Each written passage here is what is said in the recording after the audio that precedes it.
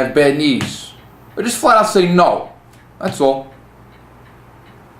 If they make you uncomfortable, once again, run. That's all. God forbid, I said this in my self-defense videos, God forbid you're robbed or carjacked, 99% of the time they tell you give it up and let it go. They'll let you live. There's the 1% of the robbers that will kill you anyway.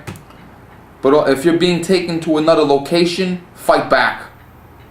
Because once they get you in that car and take you away, it's over. You don't know what's going to happen to you. Punch, kick, stab, shoot, but get out, scream, yell, anything, get out of that situation immediately. When you go to, so you always keep yourself aware of your surroundings.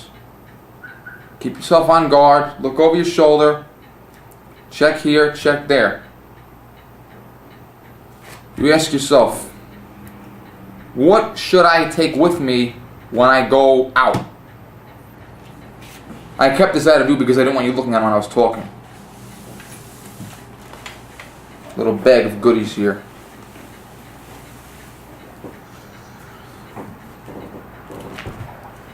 Cell phone. If you don't have a cell phone, get one today. There is no excuse for you not to have a cell phone.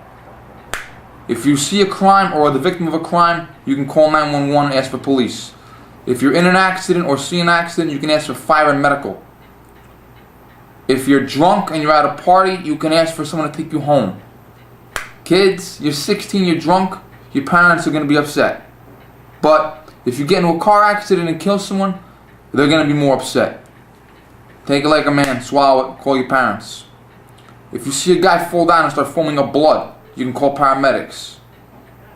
If your car breaks down, you can call for a tow truck. You will make 10,000 calls in your lifetime that are so stupid it's unbelievable. You will make one phone call that will make a difference in your life or someone else's life. I cannot stress that enough. Also, you see a crime, victim of a crime. I said this in my self-defense video. The first video I put on YouTube, I filmed with this camera right here, this phone camera. You can take pictures and videos with yourself with most cell phones these days. So you can record the crime, take a picture of the license plate, and that can be given to the police as evidence. You must have a cell phone. It will save your life. I usually keep this in my bedroom. I hardly ever carry a flashlight on my body, but I have a device in my car that has a flashlight, a window punch, a belt cutter.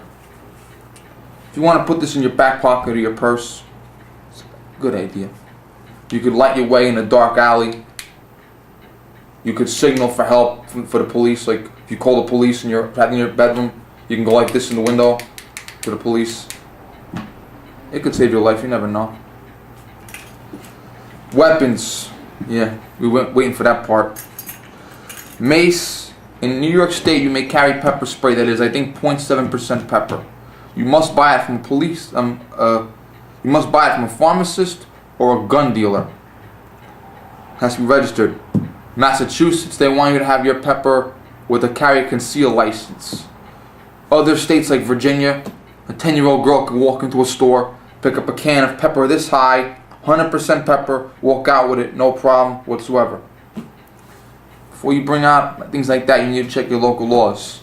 Stun guns. Stun gun, hit someone, electrocutes them for a little bit, they fall down, they're fine in 10 minutes. Taser, T-A-S-E-R, shoots like a fishing line into the person's body, it shocks them, they go down, they piss their pants, they're fine in 10 minutes, you can get away. Tasers and stun guns are illegal in New York State. Knives and guns are legal, but tasers and stun guns are illegal. If you're allowed to carry a stun gun or a taser, maybe you should. It's not deadly force, like I said in my self-defense videos. So if you're being person after pickpocketer, you can use it and get away. But if you don't have those devices, a lot of places require you to be 18 or 21. These are keys in case you don't know what that is. You take the biggest key you have, right here, and you stick it in between these two fingers, like this. When you're in a parking lot, you walk like this. This is popular for women. I've done it a couple times when I felt uncomfortable, but this is good for women. Your key in your hand at your side. If you are attacked, boom, boom, boom, push and run in the opposite direction. Because when that guy regains himself, he's not going to be happy with you. Same goes for stun guns, pepper spray, tasers. When you use it, run the fuck away fast. Because A, if you keep beating the shit out of the guy while he's laying on the ground unconscious, it's vigilantism. B, if you stay too long, he's going to get the upper hand and kill you. So hit him, knock him down, run away and call the police. Don't be afraid. He's attacking you. You have to keep yourself alive.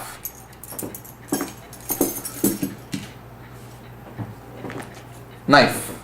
I hardly ever carry this. Hardly ever. New York State does not allow switchblades.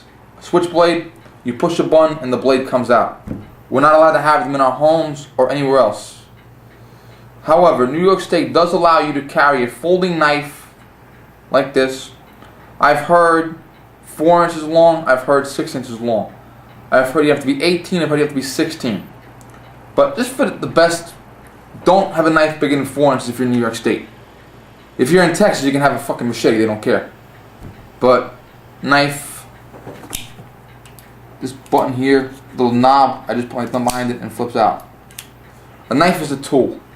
Use it to cut open boxes, bundles of newspaper. If you have someone that's laying with their leg hurt, you can cut their pants off and bandage them up.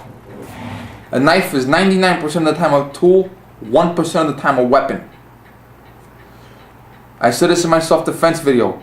If you're going to use a knife on an opponent, it is deadly force. You can only use a knife on an opponent if you are confident they are going to kill you. So, don't pull out the knife and stab somebody just because they picked your pocket or something like that. Gun. Glock 23, 40 caliber. New York State does not allow men to carry concealed for everyone.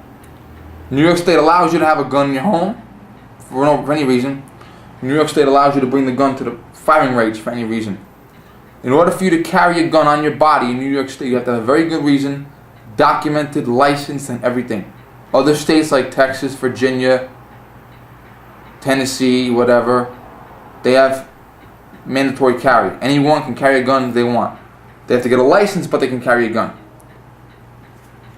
If you can carry a gun and you choose to, that's your decision to make. Make sure it's purchased legally.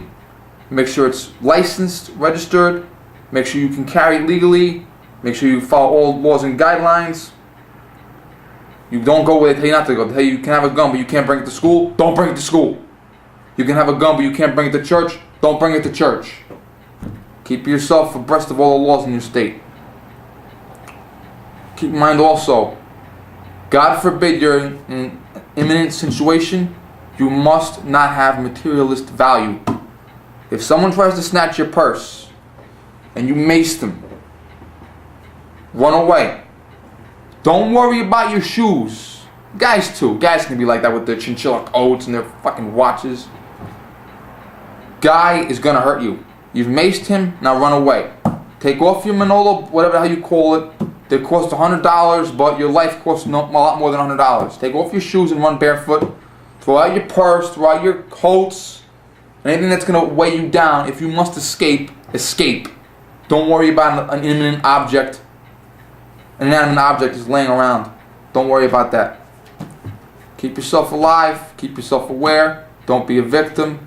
Be aware of your surroundings. Be aware of your friends. And you'll do fine. Any questions? Feel free to ask me.